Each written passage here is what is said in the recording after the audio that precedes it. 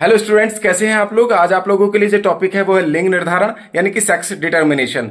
कक्षा 10 जीव विज्ञान के छात्रों के लिए और कक्षा 12 जीव विज्ञान के छात्रों के लिए ये टॉपिक अत्यंत उपयोगी सिद्ध होने वाला है। आज आप लोगों के लिए जो टॉपिक है वो है सेक्स डिटर्मिनेशन इन ह्यूमन, अर्थात मानव में लिंग निर्धारण किस प्रकार होता है। आज हम इस टॉपिक पर चर्चा करेंगे। आप लोगों ने एक प्रोसेस देखी है जिसको हम कहते हैं गैमेटोजेनेसिस, युग्मक जनन। संसार के समस्त हायर कैटेगरी के एनिमल्स एंड प्लांट्स में पाई जाती है। इसके फलस्वरूप क्या बनते हैं? गैमीट्स बनते हैं। यहाँ युग्मक बनेंगे, मेल में अलग और फीमेल में अलग। मेल में जो प्रोसेस होती है युग्मक जनन की ह्यूमन में, उसको हम स्पर्मेटोजेनेसिस कहते हैं। शुक्र जनन, और शुक्र जनन के फलस्वरूप क्या बनते हैं? शुक्राणु यानी स्पर्म बनते हैं। और फीमेल में यही प्रोसेस oogenesis या अंड जनन कहलाती है। और अंड जनन के फलस्वरूप ओवम बनते हैं, यानी कि, और ये दोनों जो है मियोसिस के फलस्वरूप बनते हैं। और मियोसिस के द्वारा ही जब ये बनते हैं तो इनमें गुणसूत्रों की संख्या यानी कि नंबर ऑफ जो क्रोमोसोम्स हैं वो मदर सेल की कंपैरिजन में जस्ट हाफ हो जाती है, आधी रह जाती है। तो ये दोनों क्या है? स्पर्म और ओवम, शुक्राणु और अंडाणु क्या है? नर और मादा युग्मक होते हैं। अब आते हैं, देखिए, ह्यूमंस में 23 जोड़े क्रोमोसोम्स सूत्र पाए जाते हैं। मेल में भी ये 23rd पेयर होंगे और फीमेल में भी, ये पुरुषों में भी और स्त्रियों में भी 23 जोड़े ही गुणसूत्र पाए जाते हैं। पुरुषों में जो 23वां जोड़ा होता है, 23rd पेयर होता है, 23rd पेयर, और इसमें भी जो 23rd पेयर होता है स्त्रियों में, ये पुरुषों में XY होता है और स्त्रियों में ये 23rd पेयर XX होता है। इनको हम लिंग गुणसूत्र या हेट्रोसोम्स कह देते हैं। इनको क्या कहेंगे हम? इनको सेक्स क्रोमोसोम कह देते हैं, सेक्स क्रोमोसोम या हेट्रोसोम्स के नाम से जानते हैं। इनको हेट्रोसोम भी कह दिया जाता है और लिंग गुणसूत्र भी 23वें जोड़े को कहा जाता है। और जो मानव में जो लिंग निर्धारण है, यानी पुत्र होगा या पुत्री होगी, ये डिपेंड जो करता है वो किस पर करता है? लिंग गुणसूत्रों पर, यानी कि सेक्स क्रोमोसोम्स पर ही करता है। ये बात ध्यान रखेंगे।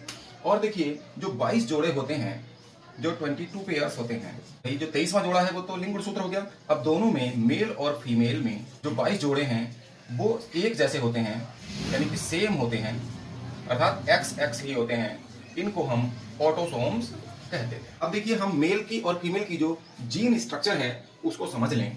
देखिए, मेल में इस प्रकार जो जीन स्ट्रक्चर होगी, जीन संरचना 44 प्लस XY कह सकते हैं। इसको हम क्या कहते हैं? 44 प्लस XY।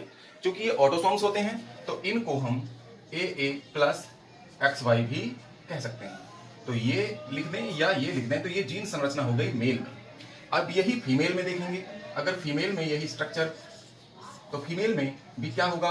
क्रोमोसोम की संख्या 44 प्लस XX होगी।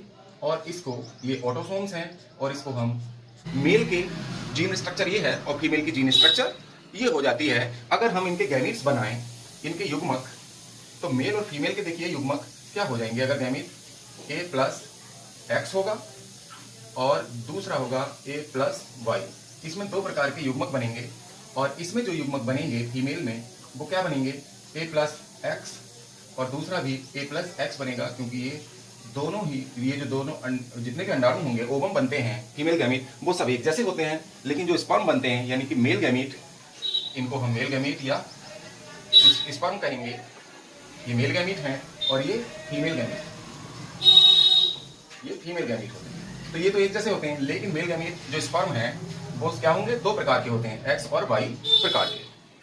अब देखिए, अब इसमें सेक्स डिटर्मिनेशन किस प्रकार होता है। हम यहाँ मेल और फीमेल में, यहाँ मेल बना रहे हैं, मेल और फीमेल के बीच सेक्स डिटर्मिनेशन यानी कि किस प्रकार पुत्र या पुत्रियों का संयोग होता है, इसको देखते हैं। देखिए, जो जीन स्ट्रक्चर है इनकी, मेल की जो जीन स्ट्रक्चर है वो क्या होगी?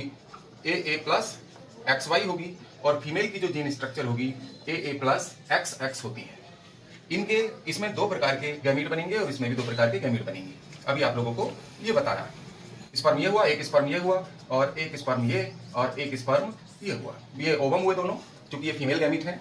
ये यहाँ पर गैमीट बन गए, ये गैमीट्स हैं, ये मेल गैमीट्स और फीमेल गैमीट, यानी स्पर्म है ये और ये ओवम है। यदि X स्पर्म X ओवम को फर्टिलाइज करता है, यानी कि स्पर्म ओवम तो दोनों एक जैसे होंगे। अगर ये X स्पर्म ओवम को फर्टिलाइज करेगा तो संतानें क्या होंगी, ये होंगी, यानी कि डॉटर होगी, यहाँ होगी पुत्री पैदा होती है, पुत्री उत्पन्न होगी।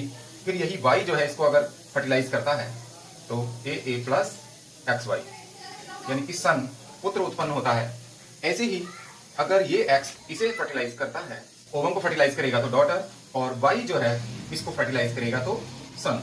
इस प्रकार आप देखेंगे। और एक बात और भी है कि पुत्र और पुत्री किस पर डिपेंड करता है, ये पुरुष पर ही, यानी मेल पर ही डिपेंड करता है कि वो पुत्र होगा या पुत्री होगी। एक चीज और समझ लीजिए, ये जो वाई क्रोमोसोम होता है, ये वाई क्रोमोसोम एक्स की कंपैरिजन में क्या होता है, हल्का और गतिशील होता है। ये लाइट होता है और ज्यादा मोटाइल होता है एक्स की कंपैरिजन में। इसीलिए जो संसार भर में, तो इसकी संभावना ज्यादा रहती है, पुत्र उत्पन्न होने की संभावनाएं ज्यादा रहती हैं। इसीलिए संसार भर में जो पुरुष और स्त्रियों का अनुपात है, तो पुरुष कितने हैं, 103 हैं, और जो स्त्रियां हैं वो, यानी फीमेल जो है संसार में, वो 100 हैं। तो 100 और 103 का अनुपात संसार में पुरुष और स्त्रियों का है, क्योंकि वाई क्रोमोसोम जो है ज्यादा गतिशील होता है, तो पुत्र बनने की जो संभावना है, पुत्र के संयोग कुछ ज्यादा होते हैं।